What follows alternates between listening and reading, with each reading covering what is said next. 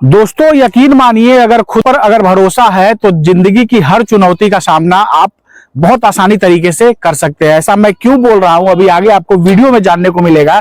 और जैसा कि आप देख रहे हैं मेरे पीछे जो है बकरियां हैं। अगर बकरियों के नस्ल की बात करूं तो कुछ क्रॉस ब्रीड की बकरियां हैं, देसी बकरियां हैं और कुछ हाइब्रिड नस्ल के भी जो है बकरियां हैं। कुल बकरियों की संख्या जो है वो 80 है। और ये जो आप वीडियो के माध्यम से शानदार गोट फार्म देख रहे हैं, लगभग 2500 स्क्वायर फीट में ये गोट फार्म बना हुआ है। तो कब से ये फार्म चल रहा है, कितने बकरियों से फार्मिंग की शुरुआत हुई थी, क्या इन्वेस्टमेंट लगा था और बकरी पालन में क्या भविष्य है, ऐसे तमाम महत्वपूर्ण सवाल आपको आगे वीडियो में जानने को मिलेंगे। जो भी भाई गोट फार्मिंग करने का सोच रहा है, कमर्शियल गोट फार्मिंग करने का सोच रहा है, उनके लिए ये वीडियो काफी इंफॉर्मेटिव होने वाली है। और साथ ही बकरी पालन में जो है आज देखा जाए कि बकरी पालन में सक्सेस रेट काफी कम है। तो कारण क्या है, इस वीडियो में आपको जानने को मिलेगा कि कौन ब्रीड से आपको गोट फार्मिंग करनी चाहिए, यानी ब्रीड सिलेक्शन जो है गोट फार्मिंग में किसका करना चाहिए। तमाम महत्वपूर्ण सवाल आगे वीडियो में जानने को मिलेंगे। तो चलिए दोस्तों देर न करते हुए वीडियो शुरू करते हैं।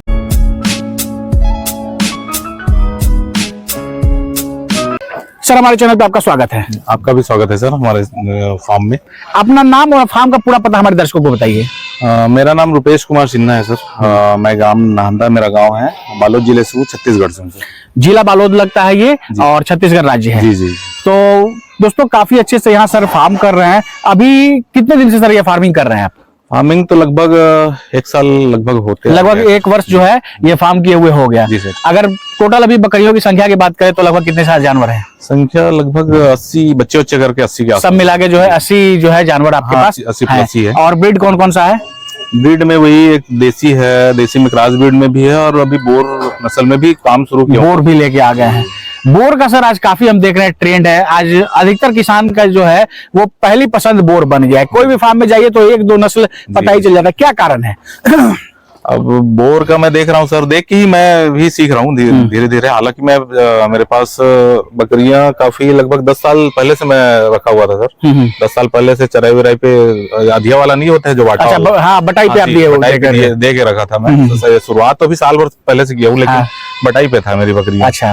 तो वही उसमें भी देखा कि नुकसान तो हो नहीं रहा है मेरे को। बटाई में भी एक वो ले जाता है, एक मेरे को भी मिल रहा है, फिर भी फायदे में हूँ मैं। धीरे धीरे फिर इंटरेस्ट तो था ही, फिर मैं सोचा अपना अलग से फार्म कर लेते हैं। तो मैं अपना फार्म अभी 1 साल पहले ही बनाया सर, और अलग से 1 साल हो गया मेरे को करते हैं। तो 1 वर्ष हो गया। तो आप जो पहले जानवर जो बटाई पर रखते थे वहां से आपको लगा कि नहीं इसमें प्रॉफिट हो रहा है। जब मैं बटाई पे दिया हुआ तब भी प्रॉफिट हो रहा है। इसी को देखते हुए जो है 1 वर्ष पहले आपने इस फार्म की शुरुआत करी। जी। अब बात करते हैं सर कि जैसे जानवर जो आप यहाँ रखते हैं तो उनको खिलाने पिलाने की क्या व्यवस्था है? लगभग खिलाने पिलाने का तो ऐसा है सर, मेरे पास भी यहाँ चारे का व्यवस्था तो मेरे यहाँ चराई की जमीन काफी है। काफी है छत्तीसगढ़ में, चराई का हो ही जाता है व्यवस्था। मेरे पास एक लड़का रखा हूँ चराई के लिए।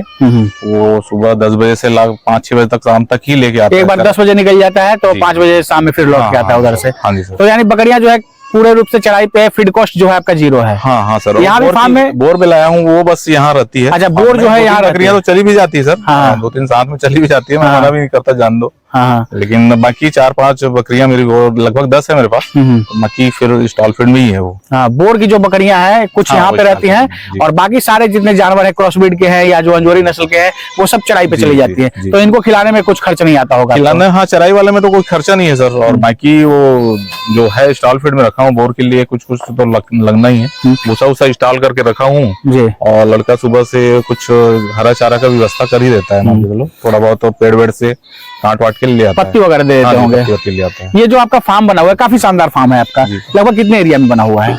लगभग 2500 स्क्वायर फीट पे ये फार्म बना हुआ है। कुछ इधर घेर के भी रखा हूँ मैं, लगभग 60 डिसमिल के आसपास जगह है। घूमने के लिए भी बाहर में आप रखे हुए हैं। एक चीज यहाँ मुझे अच्छा लगा कि जो आपकी बकरियां हैं वो कंप्लीट रूप से चराई पे है। तो एक यहाँ 2 फायदे हैं। एक तो फायदा है कि जो आपके जानवर हैं वो बिल्कुल स्वस्थ रहेंगे क्योंकि वो घूमेंगे फिरेंगे तो हेल्दी रहेंगे। दूसरा कि सबसे इंपॉर्टेंट चीज जो आज सबसे ज्यादा कमेंट के माध्यम से मुझे जानने को मिलता है कि आज सबसे ज्यादा लोग परेशान है फीड कॉस्ट से। बकरी पालन जो स्टॉल फीड पे लोग कर रहे हैं उनके यहाँ फीड कॉस्ट काफी महंगा चला जा रहा है। एक बकरी पे एक दिन का खर्च लोग बताते हैं 20 रुपए 25 रुपए। तो कहीं ना कहीं जो लोग बकरी पालन में असफल हो रहे हैं तो उसमें एक कारण मुझे लगता है कि ये भी। आपका क्या मानना है? मेरे को भी लग रहा है सर कि अगर टोटल फीड में किया जाए तो स्टॉल फीड पे? हाँ, स्टॉल फीड में किया जाए तो बजट काफी चला ही जाता है। चला जाता है। चराई पे उतना नहीं लग रहा है अभी, कुछ को ही दे रहा हूँ तो मेरा तो अभी बन जा रहा है। लेकिन मेरे को लगता है कि हरा चारा वगैरह का रास्ता रहे, अपना खुद का एक आध एकड़ में लगा के रखो तो कम किया जा सकता है उसको। कम किया जा सकता है। एक कारण ये भी है सर स्टॉल फीड में कि जानवर बंदे बंदे क्या है, थोड़ा सा वो हो जाता है, बंदे बंदे खाना वहीं पे खाना और कुछ ग्रोथ नहीं हो पाता है, ग्रोथ अच्छे से नहीं हो पाता।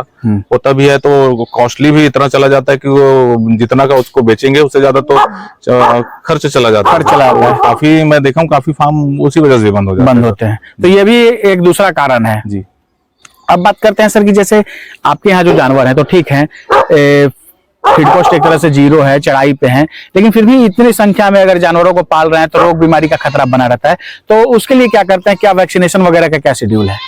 वैक्सीनेशन साल में 3-4 टीका तो कॉमन लगाना ही है सर अपने को। PPR हो गया, IT+TT हो गया, FMD वगैरह हो गया, और उसके साथ साथ हर 3-3 महीने में डिवार्मिंग करते रहते हैं जी। और बच्चे भी हैं, बच्चों को भी 15-20 दिन, 25 दिन, 30 दिन में डिवार्मिंग करी देते हैं सर।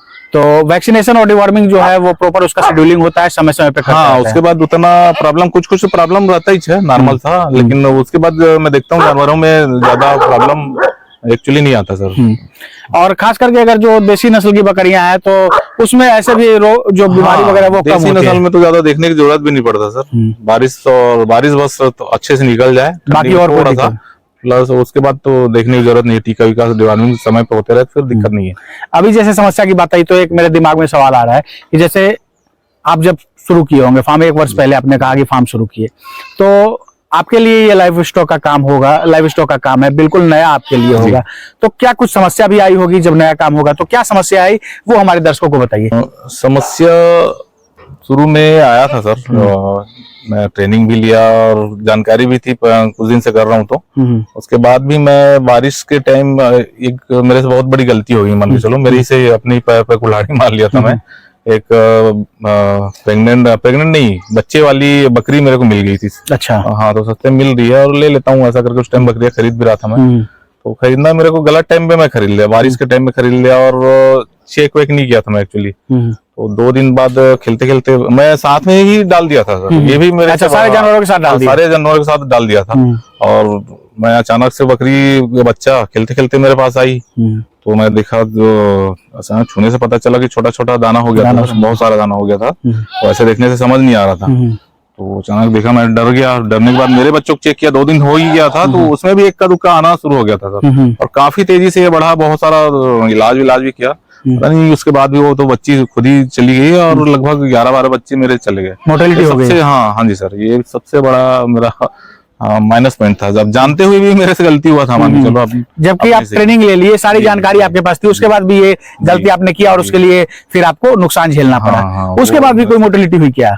नहीं, उसके बाद तो अभी तक तो नहीं हुई। 25-30 बच्चे मेरे पास और आए हैं नया। अब सुरक्षित है सारे बच्चे? लगभग 3-3 महीने हो गए थे सर। अभी देखेंगे फार्म में बच्चे अच्छे हैं। एक चीज और, आपके पास लगभग 1 वर्ष का अनुभव हो गया, तो एक चीज ये भी एक इम्पोर्टेंट प्रॉब्लम है लोगों के पास कि लोग फार्म खोल देते हैं लेकिन उनके यहाँ जो लैम्स होते हैं, जो मेमने होते हैं, उनकी मोर्टेलिटी नहीं रुकती है। तो उसका क्या कारण आप मानते हैं? मुझे लगता है सर, एक तो दूध मैं देखा हूँ, दूध का भी समस्या आता है लगता है। थोड़ा सा दूध अच्छी बकरियां रहे, दूध वाली अच्छी बकरियां रहे ना, तो मोर्टेलिटी ज्यादा नहीं आती है। और प्लस साथ में 15-20 दिन हुआ फिर डिवार्मिंग वगैरह करते रहे और थोड़ा साफ सफाई ये सब ध्यान दे तो बच्चे बचाना आसान है सर। वही चीज में हम लोग ध्यान नहीं देते हैं। जैसे बच्चे आए, नाल छोटा सा काट के हम लोग बिल्कुल उसमें एक क्या नाम से टॉपिक और करके स्प्रे मैं हफ्ते भर तक करता ही हूँ तो जी। तो ये सब छोटा छोटा चीज ध्यान देंगे तो एक मोर्टेलिटी नहीं होगा सर। यानी कहने का मतलब कि जो बच्चे आते हैं, जो मेमने आते हैं, उनका रख रखाव अच्छे तरीके से किया जाए शुरुआती दिनों से ही। जब वो आते हैं 0 डे अगर कहे तो उस दिन से अगर 15-20 दिन उनको अगर अच्छे तरीके से रख लिया जाए तो फिर वो बच जाएंगे। फिर मोर्टेलिटी नहीं होगी। जी बिल्कुल। पिछले 1 वर्ष से तो आप सर फार्म कर रहे हैं, उसके पहले क्या कर रहे थे? उससे पहले मेरा काम इंश्योरेंस का सर जी, बीमा का काम है मेरा। और मेरा SBI के कियोस्क का सेंटर भी है गांव में। अच्छा। चौक है एक सामने, जी जी, वहीं पे। और ऑनलाइन शॉप भी है, वो भी ऑपरेटर के थ्रू होता है वो सब बिल्कुल काम। बिल्कुल जी। और मेरा काम खुद का इंश्योरेंस का है। अच्छा, तो मतलब पहले कर रहे थे, अभी भी वो कर रहे हैं जी। और ये फिर साइड में आप देखे कि बकरी पालन में भी फायदा है, तो इसके लिए फिर आपने एक साल पहले शौक था तो मैं ये डाल दिया। सर। जी। अभी जैसे इतने दिनों में कुछ यहाँ से सेल आउट हुए हैं क्या? सेल आउट कितने जानवर सेल हुए होंगे? क्यों 20-30 20-30 के आसपास बिके होंगे। कितने में लमसम क्या अमाउंट रहा होगा? लगभग 1.5 प्लस ही किया हूँ सर। 1.5-2 लाख लगभग हो गया। तो छोटा छोटा टुकड़े में किया हूँ। 2 बकरा ही मैं लगभग 50-55 हजार का बेच दिया था। 2 बकरा ही? जी, 2 बकरा 50-55 हजार में बेच दिया था। ब्रीडर था, ये बोर का ब्रीडर लाया हूँ, तब से मैं वो ब्रीडर हटा के वही डांस, वो भी लगभग 55 हजार के आसपास बिक गया दोनों। यानी एक तरह से हम समझ सकते हैं कि जैसे यहाँ से जो बिकते हैं फिर इसी में लगते हैं। हाँ, वो तो यहाँ से जो आपने जानवर बेचे फिर उससे फिर खरीदा भी हूँ, बोर वगैरह भी आप लेके आ गए। जी जी। तो ये चल रहा है। तो अब सर क्या लगता है कब से यहाँ से इनकम शुरू हो जाएगा, एक प्रॉपर इनकम? मेरे को लगता है सर 2 साल लगभग लग ही जाता होगा, क्योंकि मैं सुनता हूँ, देखते भी आ रहा हूँ, आप लोगों के चैनल के माध्यम से देखता हूँ लगभग, और बताते हैं उसके हिसाब से मेरे को लगता है एकदम से यहाँ से शुरुआत हो जाए चालू की, और ये संभव नहीं है। लगभग 2 साल लगना ही है सर। एक चीज बीच में मैं रोकना चाहूंगा, मुझे ये भी लगता है कि कई बार जो लोग होता है, कई बार ऐसा कमेंट भी आता है, मैसेज भी आते हैं व्हाट्सएप पे व्यक्तिगत रूप से, लोग कहते हैं भैया मैं, कई लोग तो सऊदी से मैसेज करते हैं कि भैया मैं यहाँ काम से थक गया हूँ, अब आके बकरी पालन ही करता हूँ। तो मैं उन लोगों को सलाह देता हूँ कि भाई देखो, एक साइड से इनकम जरूरी है जी, बिल्कुल। और उसके बाद आप टिक पाओगे, नहीं तो पता चला वहां भी छोड़ दिए, इधर भी नहीं ये। हाँ। तो आपका क्या मानना है, क्या लगता है बकरी पालन में अगर लोग प्रॉपर इस पे अगर डिपेंड होकर करे तो क्या टिक जाएंगे, या कोई साइड इनकम वगैरह जरूरी है? नहीं, साइड इनकम तो मेरे को लगता है शुरुआत में जरूरी है सर। एकदम से इसी के भरोसे करें तो मुश्किल है, या तो फिर उनके पास खुद का पैसा अगर है कुछ दिन चलाने लायक तो तब तो चल जाएगा, लेकिन इसी के भरोसे मैं कर लूंगा करके कोई दूसरा काम छोड़ दे, या फिर उनके पास अगर वो नहीं है, पैसा नहीं है तो, क्योंकि ऐसा इसलिए कह रहे हैं कि जैसे देखिए एक साइड से इनकम आते रहता है तो उससे परिवार का खर्च भी चलते रहता है, बकरियों में भी जो एक तरह से जो खर्च डेली का होता है लगता है सर, बहुत सारा मजाक वो निकलते रहेगा।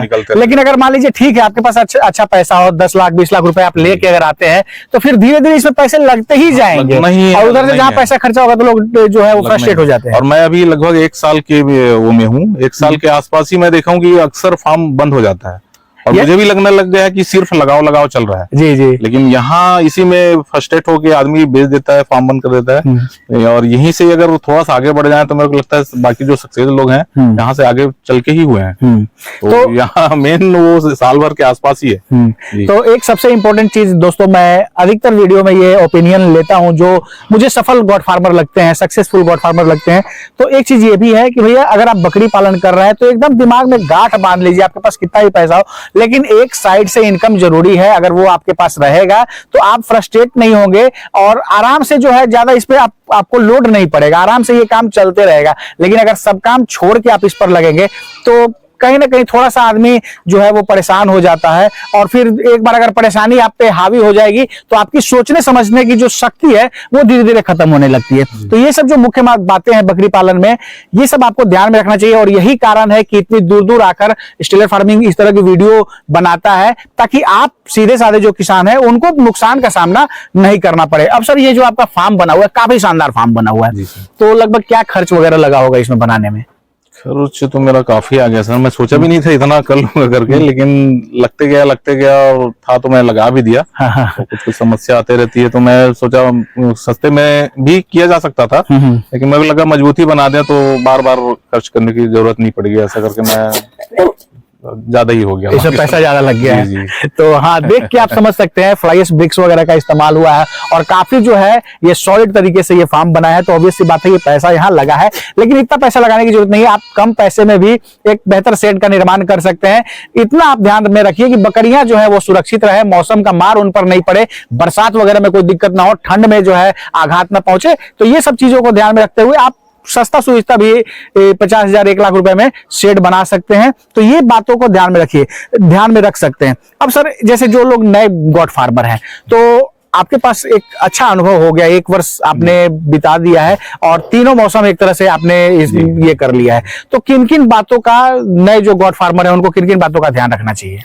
ध्यान का यही है सर, जैसे शुरुआत कर रहे हैं तो एकदम से ज्यादा से मत करें। मैं तो ज्यादा से कर लिया था, मेरे को थोड़ा सा अनुभव था तो मैं इधर उधर से कर लिया।